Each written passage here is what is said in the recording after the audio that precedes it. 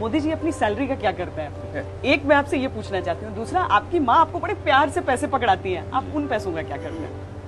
एक तो मेरी माँ ने मुझे जो हमेशा क्या देती है, ज़्यादा से ज़्यादा शायद एक बार 11 रुपया दिया था, ज़्यादा से ज़्यादा। तो नारियल और मिश्री मिली थी ज़्यादा।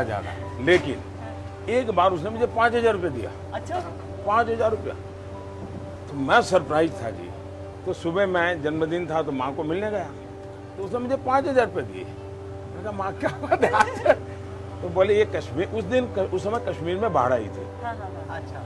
तो माँ ने कहा कि उनको दे देना।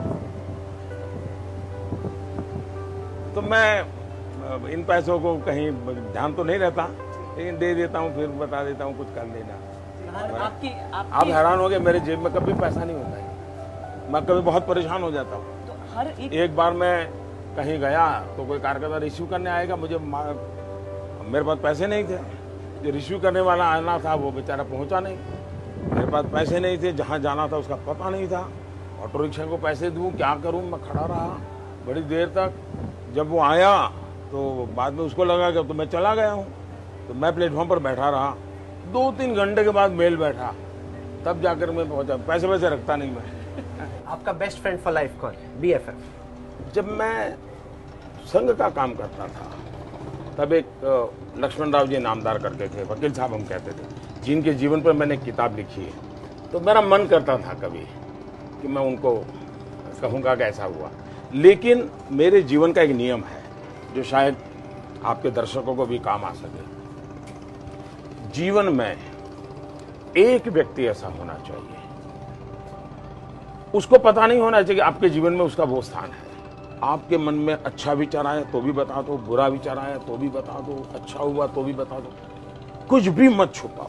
एक व्यक्ति जीवन में होना चाहिए। अभी भी है क्या आपकी? है, मैं नाम नहीं बताऊं। अभी भी है? अभी भी है, लेकिन उनको पता चल जाएगा। नाम नहीं देखिए ऐसी क्योंकि उत्सुकता उसको क्योंकि जगा दिया है। मैं बताता हूँ उससे क्या होता है, फिर वो कॉन्शियस हो जाता है।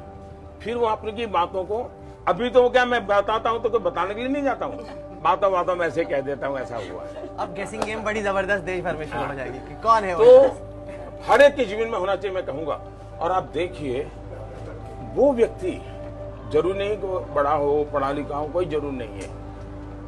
कभी आपको ऐसी चीज बता देगा जो कभी शायद बहुत बड़ा पंडित भी नहीं बता देगा, जो आपकी जिंदगी का रास्ता बना देगा। वकील साहब का नाम भी मैं इसलिए बताता हूँ कि अब वो जीवित नहीं रहे हैं। अच्छा, देखिए घाट की तरफ जा रहे हैं, आपको कभी मिस करते हैं आपकी अकेले घूम सके, ऐसे चाय की दुकान पर रुक जाए? मुझे प्रकृति बहुत पसंद है। मेरा जीवन जो बना है वो पहाड़ों में बना है, नदियों के बीच बना है। और मैं आज भी उस जिंदगी को जीना पसंद करता हूँ, लेकिन संभव नहीं रहा है। और मेरे पास त्याग करने के लिए कुछ है ही नहीं, तो यही है मेरी अपनी इच्छाएं, उसी को मैं त्याग कर दिया। घर पर भी खुद से चाय बना पाते हैं अपने? अभी भी मैं खाना पका सकता हूँ जी। अच्छा, हाँ। आपकी फेवरेट क्या है? बढ़िया क्या बनाते हैं? बढ़िया जैसे ऐसा है। देखिए मैं जिंदगी ऐसे, मैं भैया लोग सुन करके हैरान हो जाएंगे जी, क्योंकि कभी इस प्रकार की बातें आई नहीं है। मैं 35 साल तक भिक्षा मांग करके खाया हूँ। अब किसी के गले नहीं उतरेगा जी, लोगों के घर में।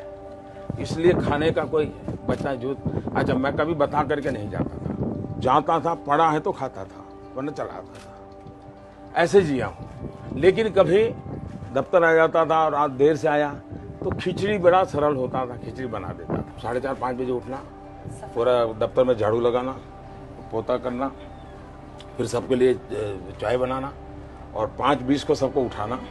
फिर हमारे यहाँ एक RSS में प्रातः स्मरण होता है, तो प्रातः स्मरण होता था, सभी महापुरुषों का स्मरण करते हैं। फिर सबको चाय परोसता था, उसके बाद शाखा चला जाता था, फिर आकर के सबके लिए नाश्ता बनाता था। तो पोहे वगैरह बनाना मुझे बहुत अच्छा आता है। अच्छा। सबको मैं खिलाता था। और फिर कोई 10 बजे स्नान करता था, फिर मैं डाक पढ़ता था, अखबार पढ़ता था, और फिर किसी के घर खाना खाने के लिए चला जाता था। तो ये मेरी जिंदगी रही थी। ये ऐसी जिंदगी मैंने कोई 2-2.5 साल बिताई थी।